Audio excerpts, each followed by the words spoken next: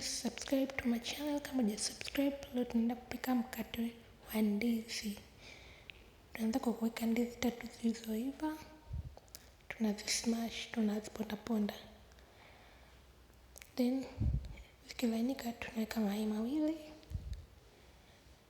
Then tunaweka blue band iliyoyeyusha au unaweza kuweka mafuta ya kula. Then tunachanganya. Hakikisha unachanganya vizuri. Then tunaweka sukari.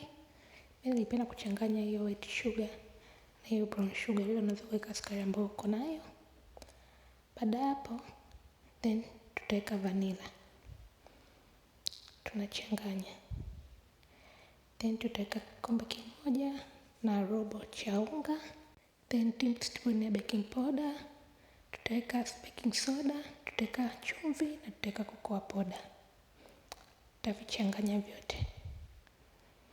Baada hapo alafu pia napenda kuwajuza kama vikombe ninavyotumia hapa ni measuring cup, sio vikombe vya kawaida. Kwa hiyo kama unaona ni vizuri ukawa navyo kama unapenda mambo ya kubake. Vinasaidia na vipimo vyake vinakuwa rahisi. Then hapo nikaweka chocolate. Hiyo sio lazima, kama unazo unaweza ukaweka, kama huna unaweza ukawacha, au kama upende unaweza usiweke pia. Ila mimi nilipenda kuweka na nilikuwa nazo.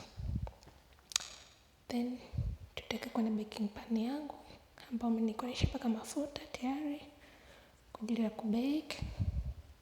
Tutaibake kwenye joto la 170 kwa dakika 50 hadi 60. Utakuwa unafunua unaangalia, unaweka kijiti chako kuhakikisha kama imekauka au la. Mimi yangu sipendi sana isiwe imekauka, kwa hiyo yangu nilikausha sana. Ila ni kama hivyo. Then utaiacha kwa muda mchache ili iweze kukoa. Baada hapo itakuwa tayari kwa ajili ya kula. Napenda kukukumbusha tena subscribe kwa channel yangu for more videos. Na kama unapenda hii video naomba like na ushare na wengine.